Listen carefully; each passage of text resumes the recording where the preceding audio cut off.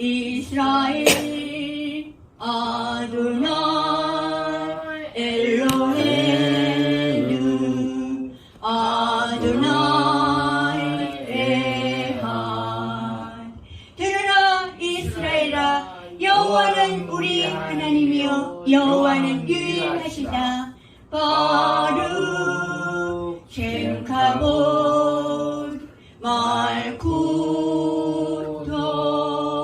레울람 바에.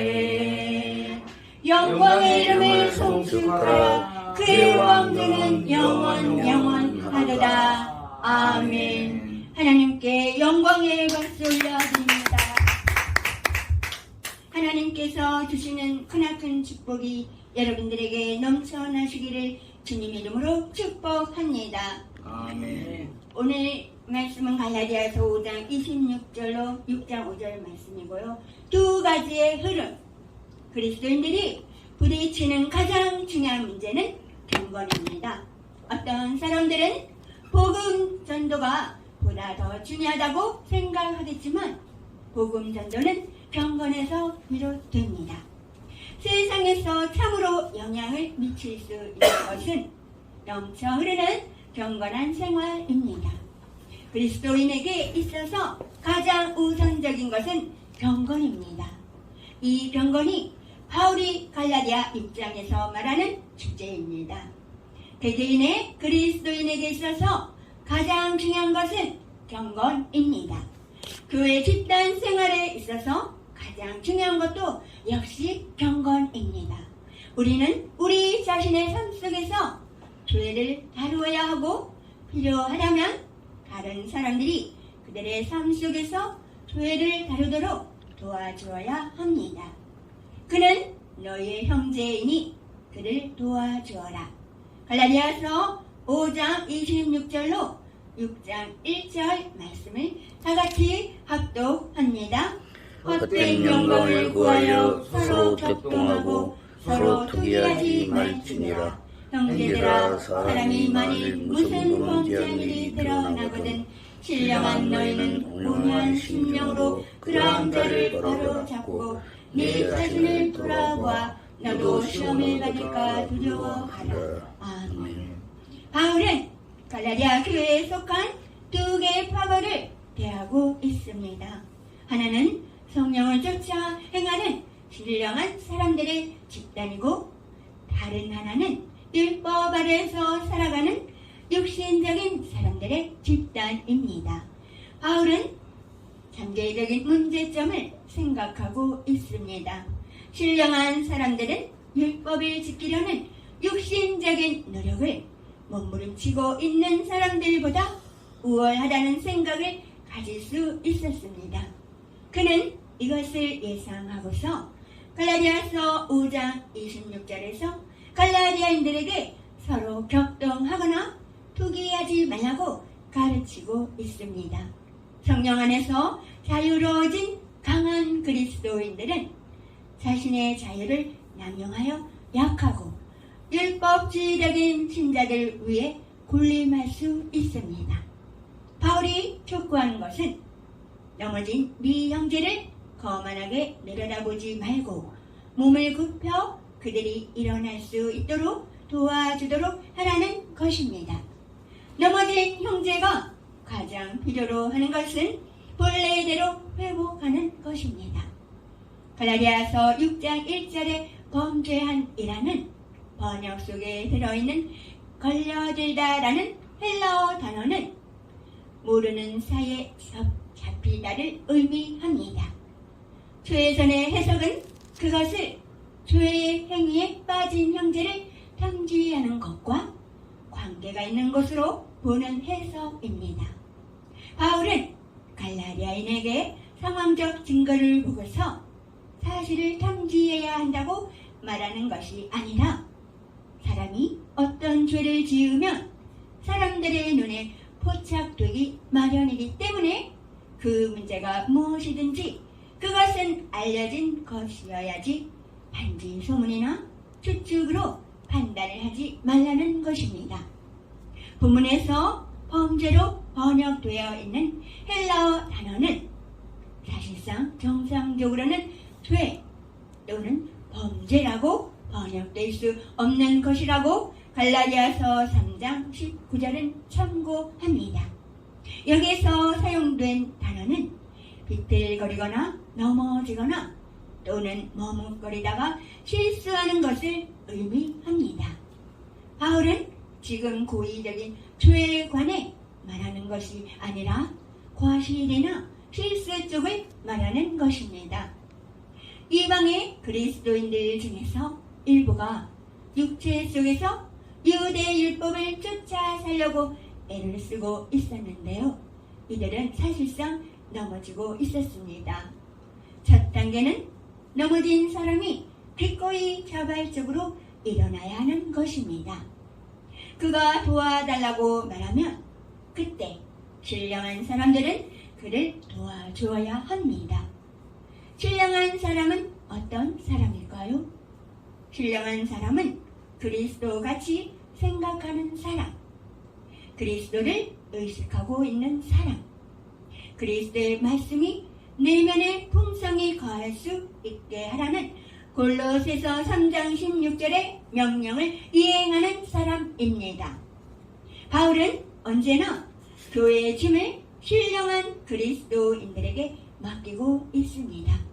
그는 어떤 것의 책임도 육신적인 사람에게도 결코 맡기지 않았다고 로마서 15장 1절과 데살로니가전서 5장 14절을 참고합니다. 따라서 신령한 사람들은 넘어진 사람을 바로 잡아야 합니다.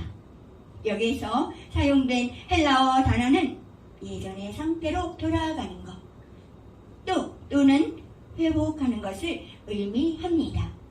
그것은 그물을 수리하거나 빠진 뼈를 제자리에 맞추는 것을 가리키는 데 사용되었습니다. 이 시간 찬양 한곡 하겠습니다.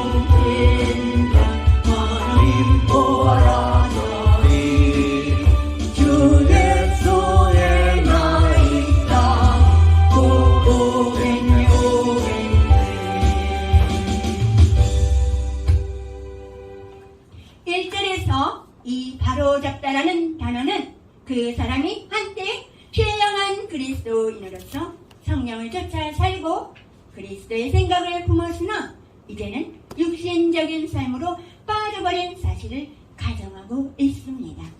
이런 사람을 회복시키는 데는 세 단계가 있습니다. 첫 번째, 먼저 우리는 그가 자신의 죄를 판단하고 평가하도록 도와주어야 합니다. 두 번째, 그런 다음 그것을 하나님께 고백하고 회개하도록 이끌어내야 합니다. 세 번째, 마지막으로 성령에 의지해서 죄로부터 떠나도록 격려해 주어야 합니다. 이것은 징벌이 아닙니다. 이는 그 사람이 회복되기를 원하기 때문입니다. 이런 종류의 징계는 자발적인 그리스도인에게 회복을 가져다 줍니다. 우리는 오늘날 교회의 징계에 관한 이야기를 그리 많이 듣고 있지 않습니다. 새 속성과 심지어는 빤히 들여다 보이는 부도덕까지 너그럽게 보아주는 경향이 있습니다. 이것은 우리가 누구를 판단하랴? 게다가 그 사람이 서약을 취소하고 교회를 떠날 수도 있지 않은가? 라는 이유 때문입니다. 그러나 신약 성경에는 징계에 관해 많은 이야기를 하고 있습니다. 바울은 그레데 섬에 있는 교회들의 목자인 디도에게 모든 권위를 책망하라고 디도서 2장 15절은 말합니다. 성경은 형제들 사이의 문제, 마태복음 18장 15절로 17절 말씀, 규모 없는 행실, 데살로니가 후서 3장 6절을 통해서 알 수 있습니다. 분쟁과 그릇된 가르침, 디도서 3장 9절로 11절 말씀과 디모데전서 1장 20절 말씀, 심한 부도덕, 고린도전서 5장에 대해 징계를 가할 것을 교회에 가르치고 있습니다. 마태복음 18장 15절에서 15절로 17절에서 우리는 믿는 자의 징계에 있어서 4개의 단어가 있음을 알 수 있습니다. 먼저 우리는 관계된 사람에게 단독으로 나아가 그와 맞서야 합니다. 둘째로, 만일 그가 반응을 보이지 않는다면 두세 증인을 데리고 그에게로 가야 합니다. 세 번째로, 여전히 그가 반응을 보이지 않으면 교회에 알려야 합니다. 마지막으로 교회 지도자들, 교회가 그를 만나보고 그가 여전히 반응을 보이지 않으면 그를 제명시킵니다. 이 모든 단계는 다소 가혹하게 생각되고 심지어는 주제에 넘은 행동같이 보입니다. 그러나 이 전체 과정의 열쇠는 그것이 어떻게 행해지느냐에 있습니다. 죄를 지은 그리스도인이 이 단계들을 거치는 동안 우리는 계속해서 그를 형제로서 생각하고 경고해야 한다고 데살로니가후서 3장 15절을 참고합니다. 이것은 온유한 심령 1절을 갖고서 해야 합니다. 신약의 어떤 징계를 살펴보아도 징계는 사랑과 친절과 용서하고 회복시키려는 열심히 따라야 합니다. 더군다나 우리는 넘어진 형제를 겸손한 마음으로 바로 잡아야 합니다. 즉, 우리 또한 시험을 받을까 두려워하면서 자기 자신을 돌아보아야 한다고 1절은 말합니다. 우리는 정직해야 하고 솔직해야 하며 무엇보다도 공정해야 합니다. 넘어진 형제를 돕는 일은 결코 잔인하고 비판적이고 독선적인 태도를 갖고서는 할 수 없다고 마태복음 7장 1절을 참고합니다. 그리스도인은 죄를 책망해야 할 책임을 갖고 있습니다. 그리고 그 사람이 죄로부터 돌이킨다면 그를 포기시켜야 합니다. 이 일은 우리 자신도 같은 부분에서 유혹을 받을 수 있음을 기억하고서 온유하고 부드러운 심령으로 행해져야 합니다. 그러나 이와 같은 온유한 태도가 판단의 태도로 바뀌어야 하는 때가 있습니다. 그것은 그 사람이 반응하기를 거부할 때입니다. 그 시점에서는 징계가 가해져야 합니다. 다른 사람들을 도울 때 그들의 문제 해결에 적극 참여하라. 갈라디아서 6장 2절로 5절 말씀을 다 같이 읽겠습니다. 너희가 짐을 서로 지라. 그리하여 그리스도의 법을 성취하라. 만일 누가 아무것도 되지 못하고 된 줄로 생각하면 스스로 속임하리라. 각각 자기를 살피라. 그리하면 자라날 것이 자기에게만 있고 남에게는 있지 아니하리니 각각 자기의 짐을 질 것입니다. 아멘. 죄를 지은 형제를 일으켜 세운 후 우리는 그를 붙들어 주고 그가 자신의 짐을 질 수 있도록 도와주어야 한다고 2절은 말합니다. 믿는 자를 영적으로 내리누르고 그도 죄를 짓게 유혹하거나 계속 죄를 짓게 만드는 것은 무엇이든지 짐입니다. 동일한 죄를 계속 범하는 유형의 어떤 사람이 있었습니다. 그는 지인에게 가서 도움을 청했고 그의 지인은 문제를 해결해 주었습니다. 그는 회복했습니다. 그러나 그의 지인은 그를 그 단계에 버려두지 않고 그를 위해 날마다 기도해 주겠노라고 약속했고 일주일에 한두 번씩 만나서 그의 삶과 성령 안에서의 성장에 관하여 서로 이야기를 나누기로 하였습니다. 그는 다시 동일한 죄를 범할 때마다 지인에게 알리기로 약속했습니다. 이 시간 찬양하고 하겠습니다.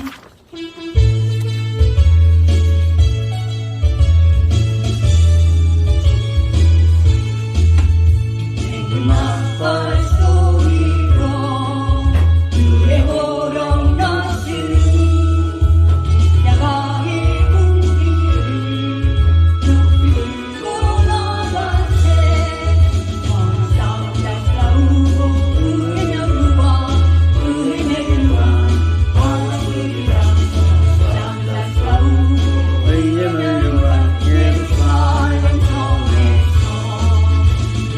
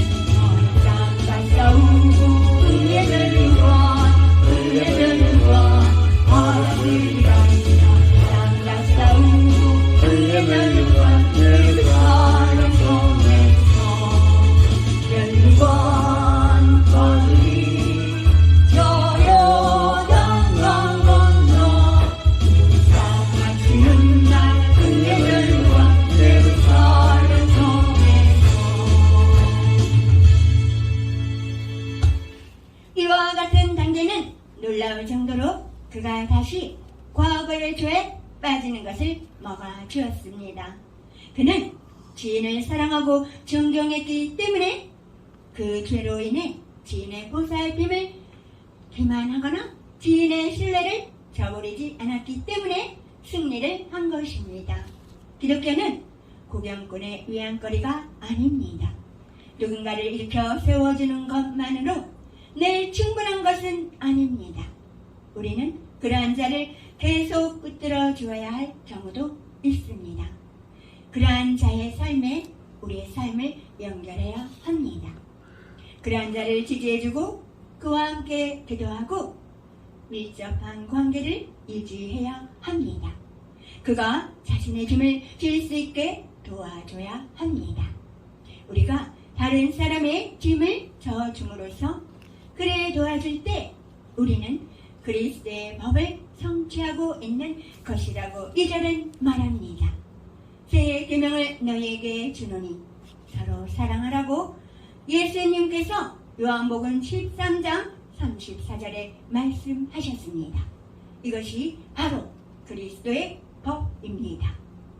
내가 내 형제의 문제에 관여하여 그에게 진정한 도움을 줄 수 있을 만큼 그를 사랑하고 있을 때 그리스도의 법은 성취되는 것입니다.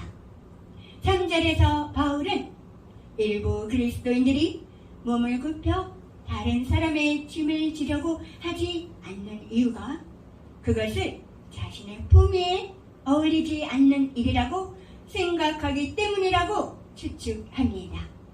그들은 그런 일을 할 여유가 없다고 생각하기도 하고 자칫 자기 자신이 문제를 가진 사람보다 조금이라도 우월하다고 생각하기가 쉬우며 이런 자기 기만적인 태도는 그리스도인들을 영향력에 대해서 아무런 쓸모가 없는 존재로 만들어 놓을 수 있습니다. 우월감, 자만심. 우월감은 자신을 하나님의 기준으로 측정하는 데서 생기기보다는 자신을 다른 사람과 비교를 하는 데서 생기게 됩니다. 그런 이유로 바울은 4절에서 우리 자신을 가련한 넘어진 형제와 비교하지 말라고 말하고 있습니다.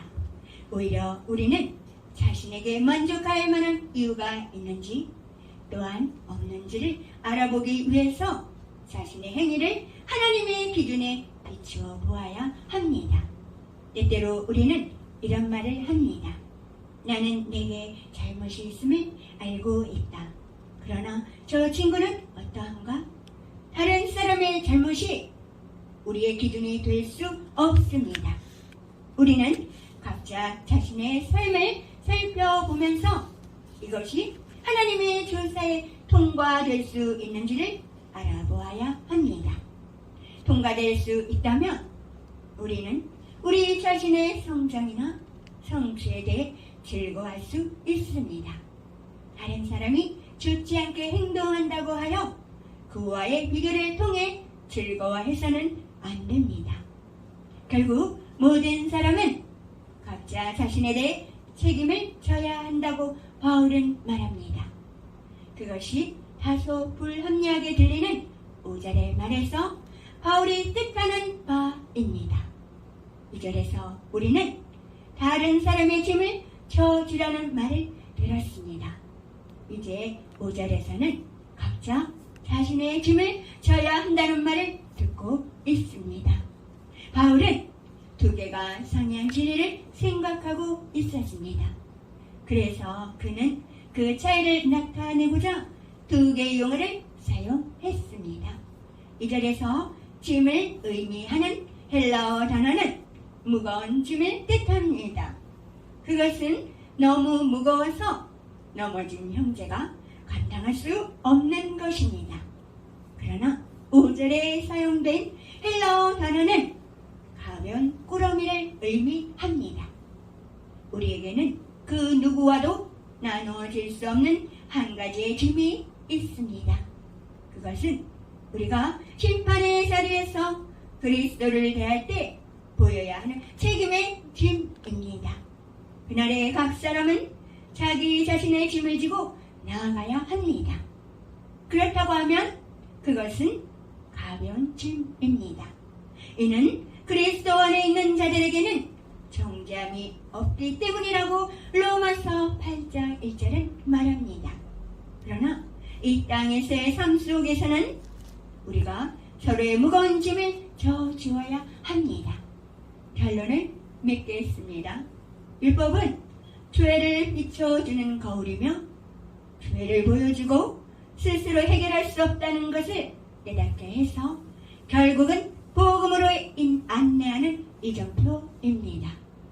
성령을 쫓아 행함으로 참 자유함을 누리게 된다는 사실을 증거하는 복음의 증거자들이 되기를 바랍니다. 이 시간 찬양하고 기도하고 축도로 예배를 마치겠습니다.